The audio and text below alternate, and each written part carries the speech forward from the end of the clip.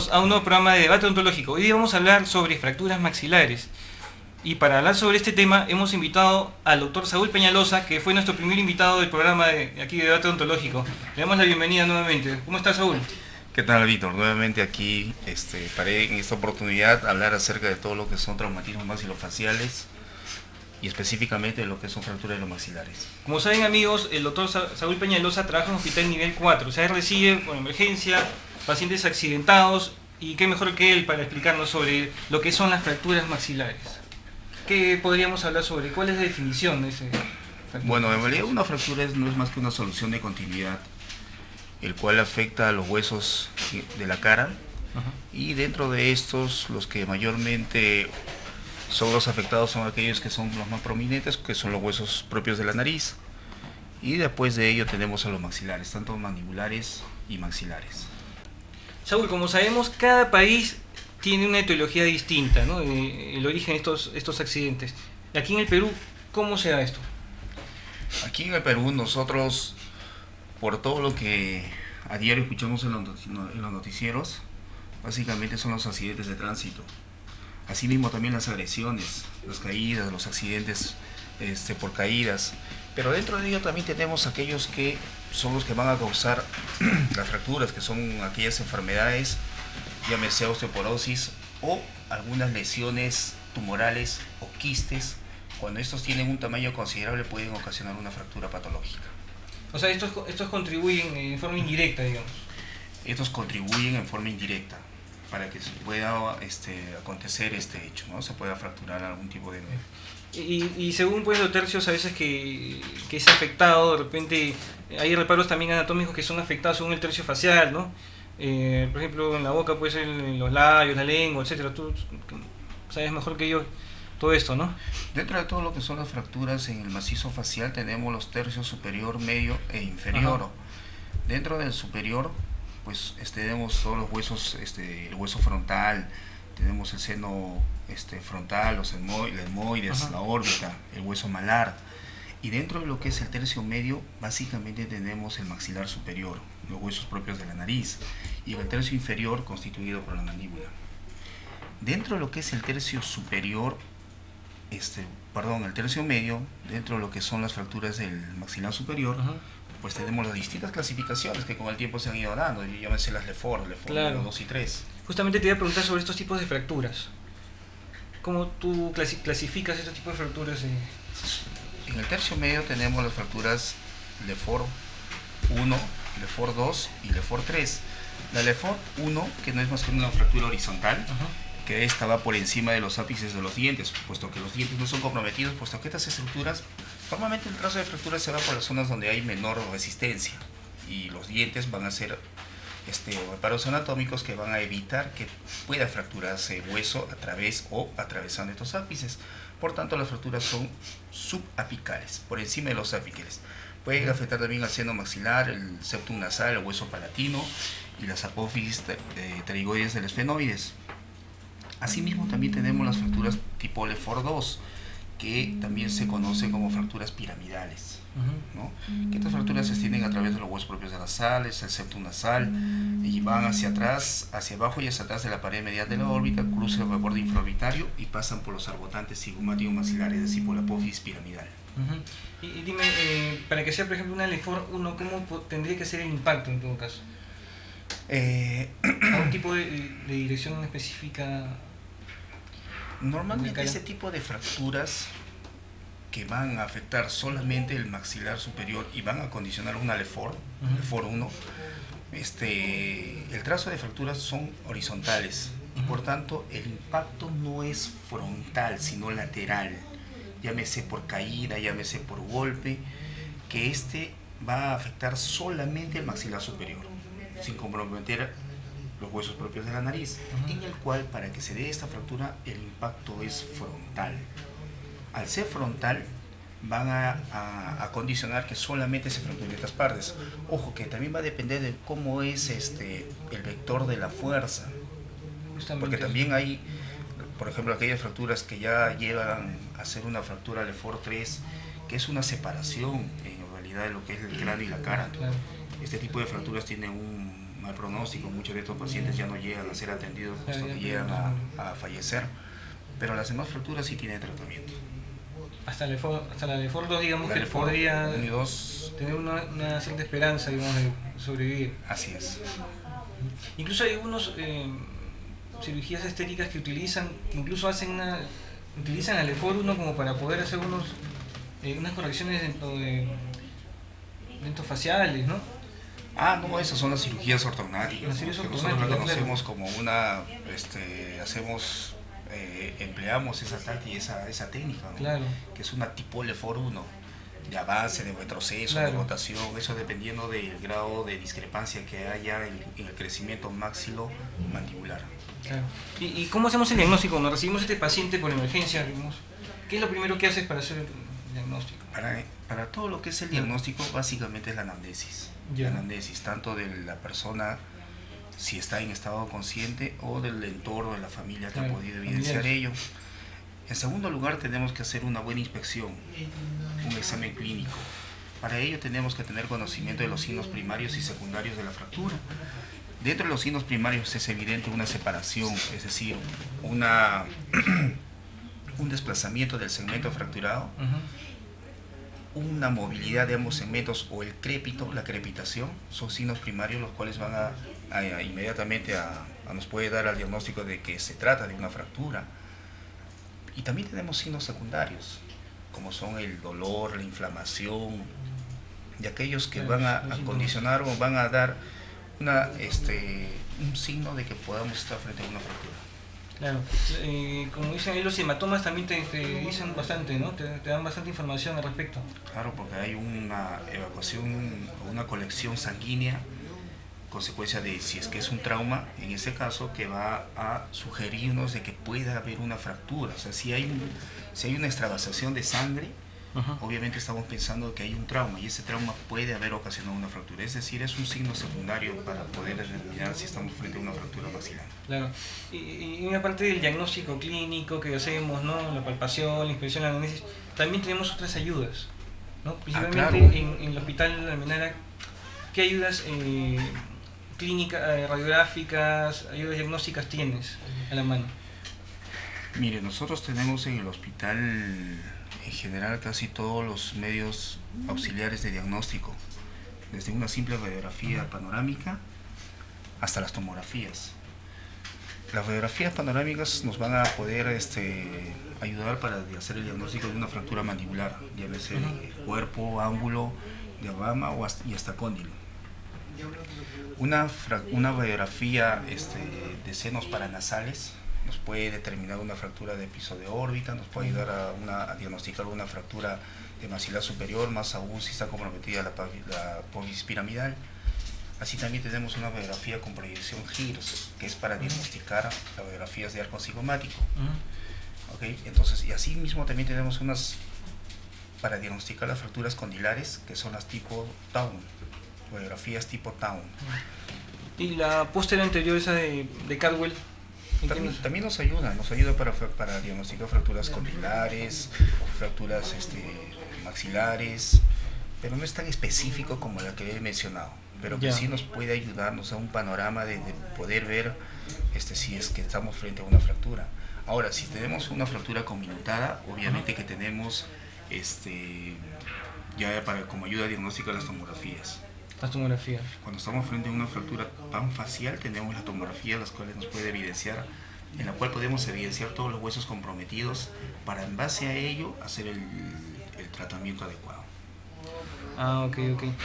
Y entonces ya hemos hecho la parte clínica, el examen clínico, el examen, las ayudas diagnósticas. ¿Qué tratamientos podemos, digamos, ya afrontar en cuanto a esto? Cuando recibimos esto, cuando ya hacemos un buen diagnóstico, ¿qué es lo que hacen ustedes en el Hospital de Almenara? Ojo que cuando nosotros estamos frente a un paciente con un trauma facial, que haya comprometido, que haya habido como antecedente pérdida de conciencia, primero se tiene que estabilizar. Tiene que haber una estabilización sistémica.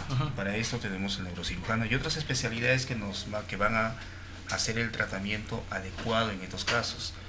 Una vez que el paciente sea estabilizado neurológicamente, si es que está afectado en algo con antecedente de pérdida de conciencia, pues una vez estabilizado ya viene hacia nosotros, donde tenemos que hacer ya el tratamiento en sí de la fractura.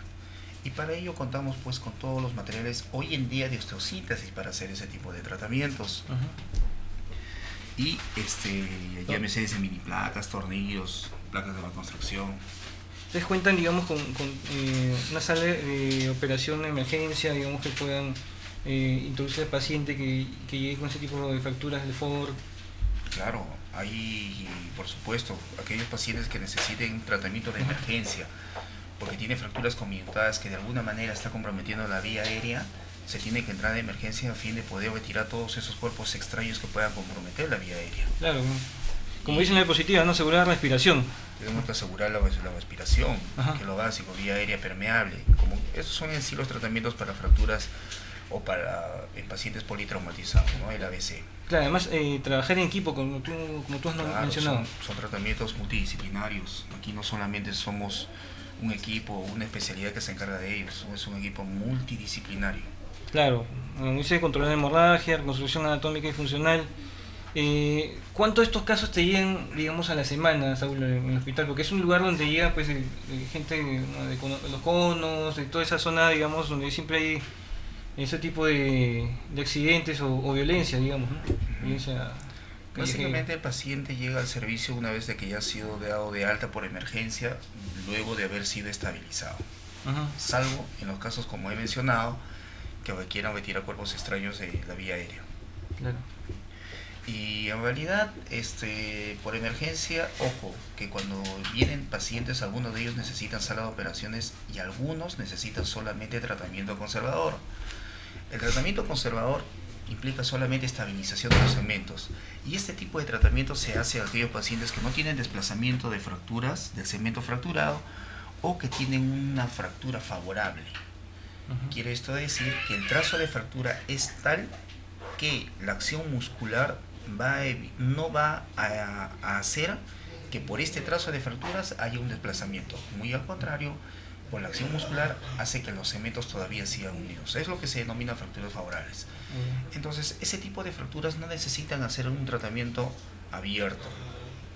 Más al contrario, un tratamiento conservador que implica hacer una estabilización. Si la fractura es en la mandíbula, se hace una estabilización o un bloqueo maxilomandibular, colocando arcos. Antes se usaba, actualmente se sigue usando los arcos de Ehring, que se coloca tanto en la maxilar superior e inferior, los cuales son unidos o atados a las piezas dentarias, y entre ambos se hace una fijación intermaxilar, cuya alimentación posteriormente es en base a dieta líquida, licuada, y se tiene que alimentar con sorbete. Ello con la finalidad de evitar un procedimiento invasivo. Claro. Por tanto, solamente se bloquea, se evita de que haya desplazamiento de los segmentos, y una vez, por lo menos un mes, 4 semanas, a 5 o 6 semanas de bloqueo a fin de que pueda consolidar esa fractura, y posteriormente ya se hace la apertura y con ello se evita hacer algún tratamiento invasivo. Pero cuando ya son fracturas abiertas, fracturas desplazadas, fracturas que ya están ocasionando limitación funcional, esas sí tienen que ser intervenidas, ¿no? Y para ello usamos las mini placas y tornillos. Hoy en día, antes se usaban los alambres, antes se usaban placas de acero, antes se usaba incluso fijación externa, pero hoy en día tenemos materiales biocompatibles como es el titanio, los cuales son usados con bastante frecuencia, y con ello evitamos estar bloqueando la mordida, evitamos de que haya limitación funcional y hacemos que la calidad de vida del paciente sea devuelta inmediatamente. Aparte de las mini placas, de todas tienen que ponerle el arco de Ehring. En algunos casos, Claro. O en otros casos también se emplean algunos tornillos para fijación intermaxilar, no necesariamente los arcos de Ehring, también unos tornillos de fijación intermaxilar o unas ligaduras. Claro. Y dime, ¿disponen de esos insumos con bastante frecuencia, o también, digamos, hay problemas de adquirir esas mini placas, pues son caras, ¿no? Esas mini placas. Claro, sí son caras. En la institución, felizmente, cubre el gasto o el costo de esos productos y lo compran. Claro está que suele en algunos momentos demorar ello, como todo trámite administrativo, pero al final, cuando el paciente requiere o en consulta privada o requiere un tratamiento de urgencia, porque también una fractura que no haya sido tratada y que requiera procedimiento quirúrgico, pues pasado el mes se tiene que hacer una fractura, ¿no? Tenemos para ello que considerar la cicatrización ósea, considerar que después de la tercera, cuarta semana ya encontramos un callo óseo maduro, que ya está en proceso de maduración. Por tanto, pasado ese tiempo, esas 3, 4 semanas, y no recibe tratamiento, va a haber una consolidación viciosa, como lo conocemos, y eso va a demandar de que podamos hacer una refractura cuyo procedimiento es más laborioso que si fuera atendido inmediatamente. Claro, traumático también. Y el posoperatorio, en ese caso, bueno, dependiendo del caso, tiene que estar internado en el hospital varios días. ¿Qué consejos, qué tratamientos hacemos ustedes en el posoperatorio? ¿Qué procedimientos realizan? Básicamente lo que es la dieta. La dieta, en cuanto a lo que inicialmente, bueno, el paciente es, luego de ser intervenido, ojo que para esto quiero indicar de que todo abordaje que hacemos es intraoral. Eso implica de que no se tiene que hacer ningún abordaje externo que vaya a ocasionar posteriormente una cicatriz externa. Para nada, nosotros empleamos siempre el abordaje intraoral, y cuando se colocan las mini placas el paciente al día siguiente puede ser dado de alta, y al día siguiente puede ya estar con la ingesta de alimentos. Claro está que aquellos alimentos sólidos post trauma o post quirúrgico, obviamente que va a ser un poco difícil para el paciente, claro, que los puede ingerir, pero que los puede hacer, pero por confort se indica de que esté con dieta blanda. De repente una dieta se va a tomar con cañita, pero con suplementos, de repente, ¿no? Hay suplementos, claro, que pueden reemplazar de cierta forma los alimentos, ¿no? Que vienen bien con proteínas, carbohidratos. No sé, ¿tú qué opinas de esos suplementos? Claro, son los que se emplean para suplir aquellos alimentos sólidos. Al menos temporalmente, ¿no? Digamos hasta que esté porque si no se baja el peso y de repente eso también podría ser perjudicial, ¿no? Claro, básicamente ese tratamiento más lo empleamos en lo que son las cirugías ortognáticas, ¿no? Que es ya un procedimiento mucho más complejo. Pero para lo que son las fracturas pueden estar unos días, una semana, con dieta blanda. Se le sugiere siempre a los pacientes su alimentación natural. Si bien es cierto, no pueden estar en estado sólido, pues pueden ser licuados, pero aquello que es natural es lo más aconsejable. Lo demás, sí, en cirugías ortognáticas nosotros indicamos algunos suplementos vitamínicos, proteicos, minerales, para que pueda ese paciente estar nutrido, considerando que la tumefacción y todo el postoperatorio que demanda va a demorar mucho más días. Por tanto necesita nutrirse y por tanto esos suplementos nos ayudan. Pero en caso de fracturas maxilares, mandibulares, se aconseja la dieta licuada, la dieta blanda, que lo pueden hacer siempre y cuando sean solamente comprometidos un hueso, ¿no? Pero cuando ya son fracturas panfaciales, quiere decir donde ya están comprometidos ya casi todos los huesos de la cara, entonces ahí sí ya tenemos que dar algún tipo de suplementos. Saúl, y para evitar estas complicaciones, porque pueden surgir complicaciones también, ¿no? ¿Qué hacen ustedes? ¿Qué recomendaciones hacen? ¿Qué tratamientos hacen, digamos? ¿Qué medicación realizan al paciente, ¿no? Para evitar ese tipo de complicaciones, que se le vaya a infectar de repente el postoperatorio. Todos los pacientes que son sometidos a una cirugía de esta naturaleza, para poder hacer la reducción, la osteosíntesis de una fractura, tienen que entrar a la sala de operaciones con la cavidad oral limpia. Claro. Al decir limpia implica de que se tiene que desfocalizar o retirar todos aquellos segmentos óseos que estén ahí sueltos, aquellos segmentos dentarios que consecuencia del trauma hayan sido fracturados y estén conminutados en cavidad oral, tienen que ser extraídos previo ingreso a sala de operaciones. Aquellos o aquellas piezas dentarias que estén en mal estado, también se tiene que hacer una limpieza exhaustiva. Si por el grado de complejidad de la lesión, del trauma, dificulta hacerlo previo al ingreso, se tiene que hacer en sala de operaciones, pero no implica de que no se tenga que hacer una higiene exhaustiva. Si no lo puede hacer el propio paciente, ayudado del familiar, o nosotros mismos hacemos una limpieza exhaustiva, le indicamos algunos antisépticos bucales, una buena higiene oral. Dicho de otra manera, estos pacientes tienen que estar con la cavidad oral limpia para evitar, primero, que haya una infección de la herida. Segundo, que se haya una complicación después de haber operado en cuanto a lo que haya una exposición de las placas, que puede suceder si es que no tomamos las medidas de precaución, como lo que he indicado. Ok, Saúl, muchas gracias por darnos una clase de fracturas maxilares, por informarnos al respecto. Les agradecemos, amigos, por estar con nosotros aquí los miércoles a las 4 en el programa de Debate Odontológico. Muchas gracias a nuestro invitado Saúl Peñalosa. Muchas gracias. Y nos vemos el próximo miércoles a las 4, aquí en Debate Odontológico por TV Copa, el canal de los odontólogos. Chao.